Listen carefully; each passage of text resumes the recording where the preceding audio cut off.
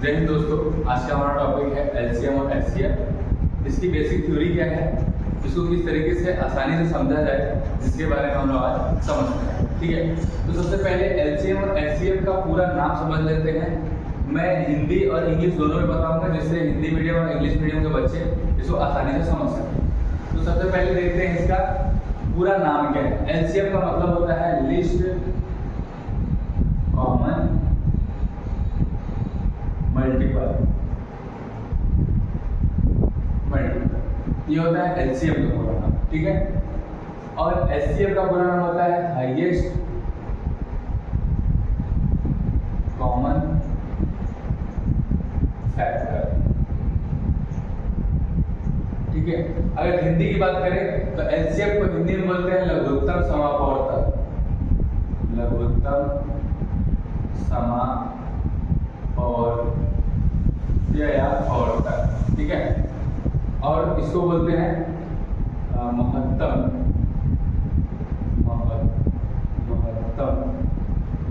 दे दिया ना?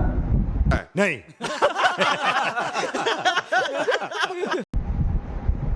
गलत हो गया जी, महत्तम समापवर्तक। ठीक है, अब देखो यहाँ पे हिंदी मीडियम में इसको ल सा बोलते हैं, ल सा में लसना नहीं होता है।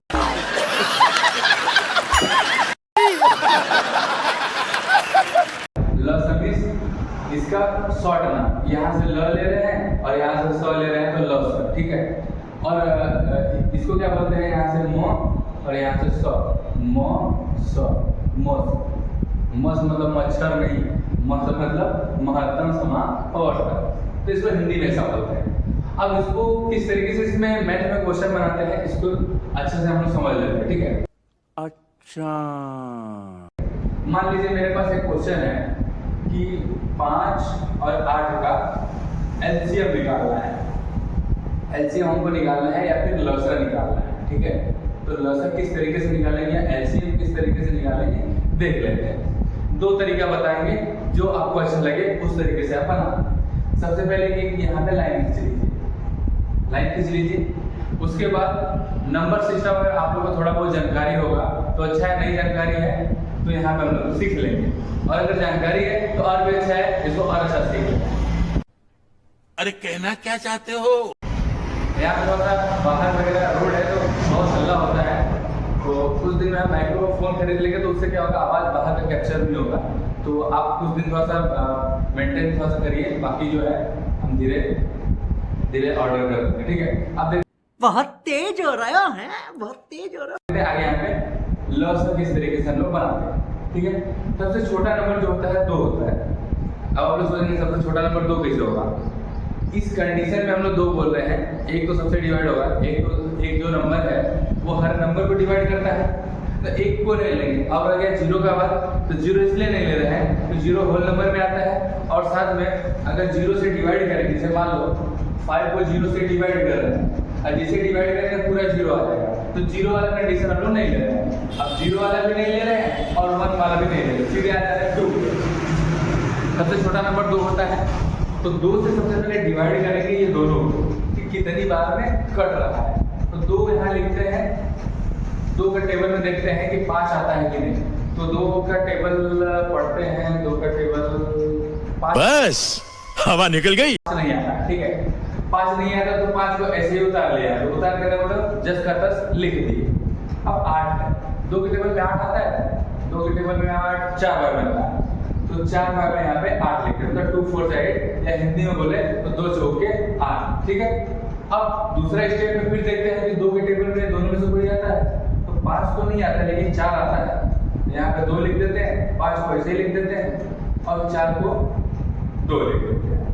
फिर देखते हैं 2 के टेबल में दोनों में से कोई आ रहा है, हाँ 2 आता है, 5 को ऐसे लिख दिए और 2 को एक बार में 2 आ गया, 2 1 जा 2, यानी कि 2 1 का 2।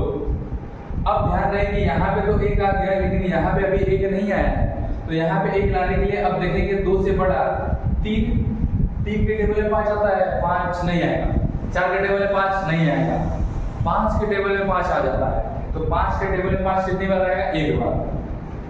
तो 5 एकम 5 मतलब 5 बन जाए 5।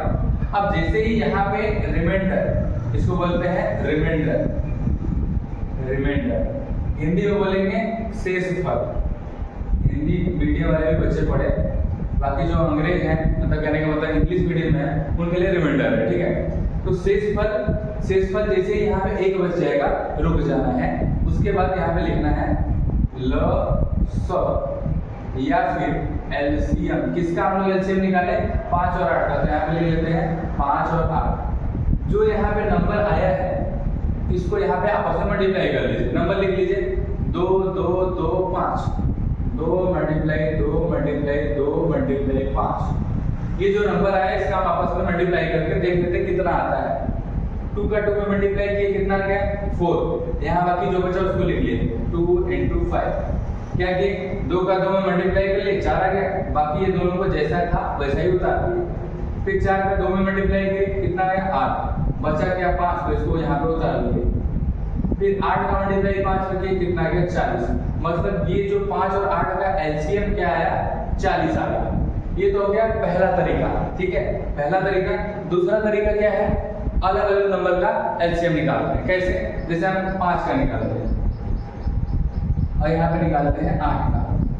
ध्यान रहे कि हम एलसीएम बता रहे हैं, अभी एचसीएफ का बात नहीं कर रहे हैं, सिर्फ एलसीएम का बात कर रहे हैं। तो यहाँ पे देखते हैं 5 जो है किसके टेबल में आएगा? 5 के ही टेबल में आता है, 2 और 3 4 का नहीं आता है। तो 5 एकम 5। हम क्या बोले? रिमाइंडर जिसे 1 बच गया, शेषफल 1 बच गया, तो हमको रुक जाना है। यहाँ पे देखिए 8 2 4 बार में 8 आता है, फिर 2 के टेबल में 2 बार में 4 आता है, फिर 2 के टेबल में 1 बार में 2 आता है। जैसे यहाँ पे शेषफल 1 बच गया, रुक जाना है, ठीक है। अब यहाँ पे लिखिए 5, जो भी इसका फैक्टर आया, फैक्टर कहने का मतलब है गुणनखंड। गुणनखंड बोले तो फैक्टर। दोनों पे इंग्लिश और हिंदी दोनों बता रहे हैं, इंग्लिश में फैक्टर, हिंदी में गुणनखंड। तो जो इसका फैक्टर आया, फैक्टर क्या है? 5 मल्टीप्लाई 1। कुछ नहीं तो 1 लिख दे रहे हैं, 1 में किसी नंबर का मल्टीप्लाई करने में कुछ फर्क पड़ने वाला नहीं है। और यहाँ पे 8 का फैक्टर क्या आया है? 2 × 2 × 2, 2 × 2 × 2। अब जैसे ही यहाँ पे हम लोग एलसीएम निकालेंगे, एलसीएम ऑफ इसका 5 और 8 का, तो क्या करते हैं हम लोग? कॉमन देखते हैं, ठीक है। कॉमन देखेंगे कि दोनों में से कॉमन क्या है।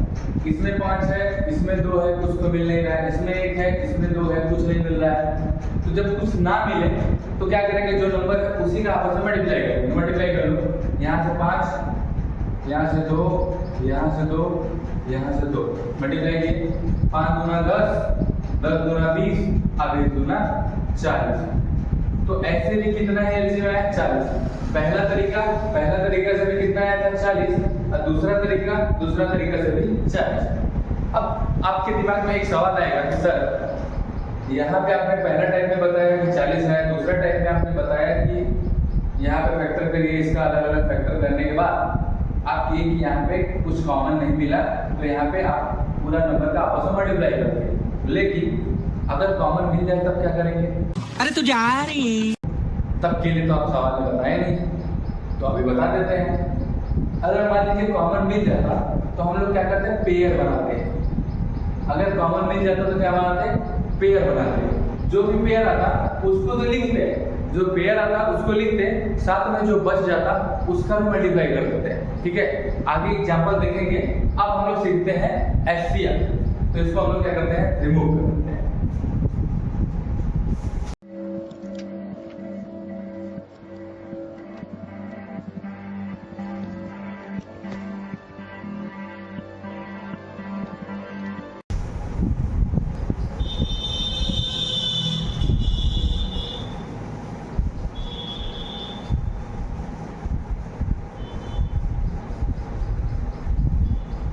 अब हम लोग सीखते हैं एचसीएफ, ठीक है।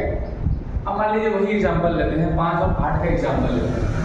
हम लोग को निकालना है 5 और 8 का एचसीएफ। अब ध्यान रहे कि एचसीएफ का बात कर रहे हैं, मतलब 900 का बात कर रहे हैं, ठीक है। अब 5 और 8 का अगर एचसीएफ निकाला तो ध्यान रहे एचसीएफ कभी भी दोनों नंबर के साथ में नहीं निकालते हैं। एचसीएफ हमेशा अलग अलग नंबर का फैक्टराइजेशन करके निकालते हैं, मतलब गुणनखंड करके निकालते हैं। तो जैसे 5 और 8 का निकालना है तो 5 का अलग निकाल लीजिए और 8 का अलग निकाल लीजिए। 5 का निकालिए तो 5 का अभी इससे पिछला क्वेश्चन में बनाए थे 5 एक बार में 5 से कटेगा, शेषफल जो बच गया ये 1 बच गया। जैसे ही शेषफल 1 बच जाए स्टॉप हो जाना, उससे आगे नहीं बढ़ना है। दूसरा स्टेप में देखिए 2 2 4 जा 8 2 2 जा 4 और 2 1 जा 2, मतलब जैसे ये 1 आ गया रुक जाना है। अब यहाँ पे लिखेंगे जब हम लोग HCF ऑफ जिसका निकाल लें, किसका निकाल लें 5 और 8 का, या फिर हिंदी में भी लिख दें मस किसका निकाल लें 5 और 8 का।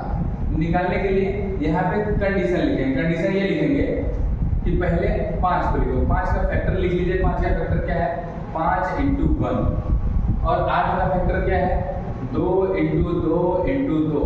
फैक्टर का मतलब यही जो नंबर है इसका आपस में मल्टीप्लाई कर दें। यहाँ पर कुछ नहीं है तो इसका मल्टीप्लाई कर लेंगे। अब जब मस निकालेंगे, जब HCF निकालेंगे तो हम लोग कॉमन चीज देखते हैं कि दोनों में कॉमन क्या है। तो देखिए यहाँ पे कॉमन, यहाँ पे 5 है, यहाँ पे 2 है, यहाँ पे 1 है, यहाँ पे 2 है। कुछ तो कॉमन ही नहीं मिल रहा है सर, क्या बता रहे हैं, कॉमन तो कुछ है ही नहीं है। तो कॉमन नहीं है तो एक चीज देख लेते हैं, किसी नंबर में अगर 1 का मल्टीप्लाई कर दें तो कुछ नंबर में प्रभाव पड़ेगा, कुछ नहीं पड़ता प्रभाव। पड़ता है? आप लोग सोच के बताइए, मेरे हिसाब से तो नहीं पड़ता। अगर पड़ता तो 5 का 1 में मल्टीप्लाई करते तो क्या 6 आ जाता? नहीं, 5 का 1 में मल्टीप्लाई तो 5 ही आया। अब यहाँ पे भी हम लोग अगर 1 का मल्टीप्लाई करते कुछ नहीं है तो कुछ फर्क पड़ेगा? नहीं पड़ेगा, क्योंकि ये सारा को सॉल्व करने के बाद अगर 1 में मल्टीप्लाई करेंगे तो वही नंबर आएगा। तो यहाँ देखिए इसमें 5 है, इसमें 2 है, यहाँ पे और भी कोई नंबर कॉमन नहीं मिला, लेकिन 1 जो है कॉमन मिल गया। कहने का मतलब है 1 जो है कॉमन मिल गया, तो मेरा जो HCF आया वो क्या आ गया 1 आ गया। ठीक है, अब आपके दिमाग में आएगा कि सर ये कंफ्यूजन हो रहा है। रुको जरा, सबर करो, बोला धक्का बुक्की नहीं करने का, आराम से लेने का। हाँ, पिछला क्वेश्चन में भी यही था, इसमें भी यही था। तो दूसरा एग्जांपल लेते हैं। मान लीजिए मेरे पास 4 और 16 का HCF निकालना हो, तो निकालते हैं। पहले 4 का निकालते हैं, 2 2 जा 4 2 1 जा 2। ठीक है, फिर 16 का निकालते हैं, 2 8 जा 16 2 4 जा 8 2 2 जा 4 और 2 1 जा 2। कहीं तो जगह नहीं दिख रहा है, इसको एक बार रिमूव कर। ठीक है,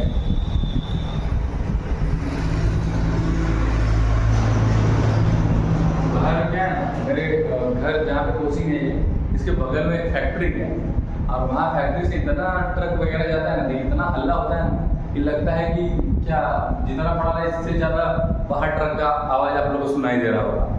तो इसको थोड़ा सा जल्दी माइक्रोफोन लेंगे तो उससे क्या होगा, बाहर का आवाज़ कैप्चर नहीं करेगा। खैर वो तो बात का बात है, आज समझते हैं हम लोग HCF। तो हम लोग 4 और 16 का फैक्टर निकाले। अब यहाँ पे हम लोग लिखते हैं क्या HCF किसका 4 और 16 का जब निकाले तो फैक्टर क्या मिला, 4 का फैक्टर यहाँ पे लिख लेते हैं। 4 का फैक्टर 2 × 2 और हमेशा 1 का मल्टीप्लाई छुपा रहता है तो 1 का मल्टीप्लाई कर लेते।